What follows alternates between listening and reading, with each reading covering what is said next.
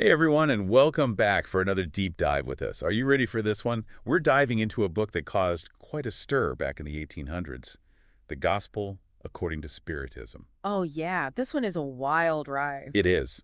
Now, before you think this is just another dry book review, trust me, we're going deep. We're talking about blending Christianity with Spiritism. Yeah, it's really interesting how this book tries to bring those two together. Right. And to make things even juicier, the Catholic Church got involved.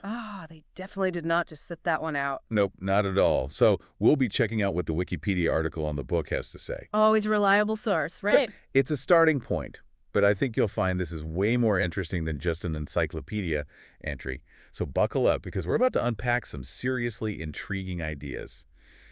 This book doesn't just interpret the Gospels, it throws some real curveballs our way. So, to kick things off, who is this Allan Kardec guy anyway? What was he all about? All right, so picture this. It's 19th century France, and new ideas are popping up everywhere. The Enlightenment had just happened, so everyone was thinking about things in new ways. Exactly. And Kardec, he was an educator who got totally swept up in this growing fascination with talking to spirits. But here's the thing. Kardec wasn't content with just, spooky stories and seances. He wanted some hard evidence. Yeah, he truly believed that Spiritism, talking to spirits, was a real, legitimate science. Science. That's a bold statement. Tell me about it. He thought it was like this key to unlocking all the secrets of the afterlife. He was really on to something. Okay, so we've got the whole talking to spirits thing down, but where does the whole gospel part come into play? That is the million-dollar question. Why try to connect it with Christianity? Well, here's where it gets really interesting. Kardec, he wasn't content with keeping these spirit messages separate from established religion. He wanted to find a way to make them work together. He really did. He was convinced that Spiritism actually offered a brand new way to understand the teachings of Jesus, particularly through the Gospels. So he's saying, hey everybody, forget what you thought you knew about the Bible. I've got the inside scoop straight from the spirit world. You could say that. He even went so far as to argue that the current translations of the Gospels, the ones we all know, we're missing some pretty crucial stuff. Like they'd been misinterpreted or something. Yeah, something like that. And he believed that only through Spiritism could we really grasp what Jesus was truly getting at. Wow, that's a pretty bold claim. And get this, he didn't stop there. This is where Kardec takes us on a wild ride. He brings in all sorts of other ideas like positivism, that philosophy all about scientific knowledge, and then throws in evolution, reincarnation, even karma for good measure.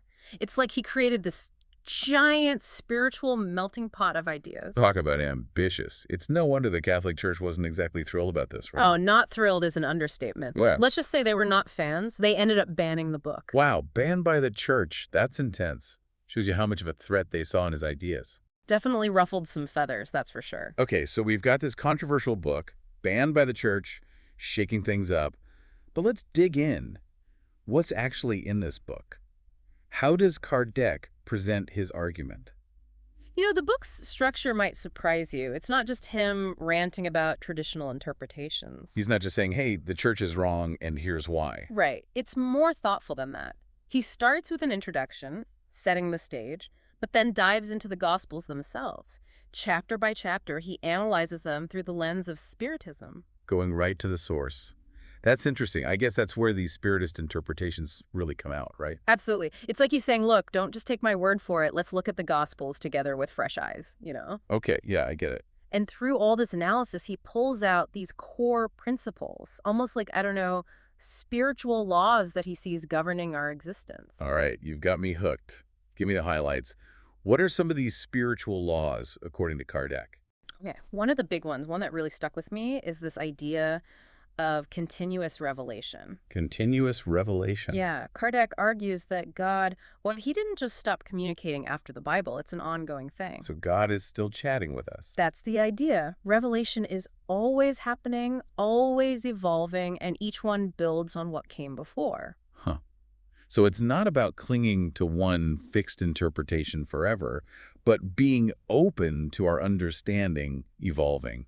That's actually, I gotta say, pretty intriguing. What else? All right, fasten your seatbelt, because this next one's a biggie. Reincarnation. Oh, here we go. Reincarnation. That's a big one for sure. Yeah. Kardec saying our souls, they don't just have one life. We cycle through multiple lifetimes, learning, growing with each one, until we reach, like, true spiritual enlightenment. Wow. Multiple tries to get it right. That puts a whole new perspective on things. It's not just this one life, but this much bigger journey for our souls. Amazing. Amazing. Okay, what else did Kardec lay out there? So he also brings up this really beautiful concept of universal salvation. Universal salvation. Okay. And basically, he believed that everyone, and I mean everyone, will ultimately find their way back to God. Might take some of us a little longer than others. A few extra lifetimes for some of us, maybe? Yeah, exactly. Maybe even thousands of lifetimes, who knows? But the idea is that no one is eternally damned. Everyone has the potential to reconnect with the divine. So there's this underlying hopefulness to it all. Mm. Even when we mess up, even when things are tough, there's this path towards growth, towards connection with something bigger than ourselves.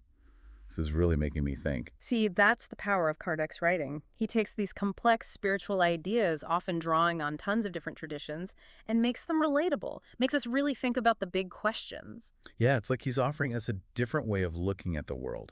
And not just a different way, but a different way to understand our place in it all. Exactly. And, this is where that positivism thing we were talking about comes into play. Right, that emphasis on scientific knowledge. Yeah, Kardec isn't just saying, hey, believe all this stuff because the spirits told me so. He's trying to apply this more scientific approach, observing, analyzing, drawing conclusions from the information he's receiving. So it's not just about blind faith, but about seeking understanding, looking for evidence, even within a spiritual context. I like that.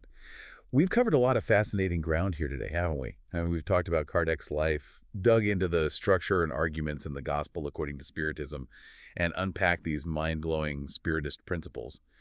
But I have to ask, and this is something I think about a lot, why does any of this matter to us today? I mean, this book came out over 150 years ago, right? So are these ideas really still relevant in the 21st century? What do you think? It's a great question, and honestly, it's one of the things that makes studying Kardec so fascinating to me. We might not read his work and think, oh yeah, I agree with everything this guy says. But here's the thing. The gospel, according to Spiritism, it forces us to confront questions that are, well, they're timeless, really. Right, Like the big ones. Exactly. Questions about God, about what happens after we die, about why we're even here in the first place. Humans have been wrestling with these questions for centuries, no matter what they believe. It's like Kardec is shining a light on these huge universal mysteries that we all grapple with. Absolutely. He's encouraging us to look beyond dogma, beyond those set-in-stone beliefs, and explore these mysteries with, like, open minds and hearts. And in doing that, he's also saying, hey, what if there's more to the story than you initially thought? And that's a powerful message, whether you're devoutly religious, a total skeptic, or somewhere in between. It reminds me of that quote, "The unexamined life is not worth living." I feel like Kardec is really echoing that idea. He wants us to question our assumptions, to really think about these big ideas, and arrive at our own understanding of the world around us. And I love that he doesn't just leave us hanging with a vague call to action. Right. It's not just go think for yourselves. Exactly. He actually offers a framework, a new way of looking at the Bible, and even just our own lived experiences. It's like he's handing us a new pair of glasses and saying, here, try these on, see the world in a new way. And even if we decide, nah, these glasses aren't for me, just the act of trying them on, of considering a different perspective, can totally change how we see things. Yes, 100%. And that, to me, is the real legacy of the gospel according to Spiritism. It's more than just this book about a specific spiritual movement. It's a reminder that we should always be questioning, always be searching for knowledge, and always be open to the idea that our understanding of, well, everything can evolve. That's what I love about these deep dives.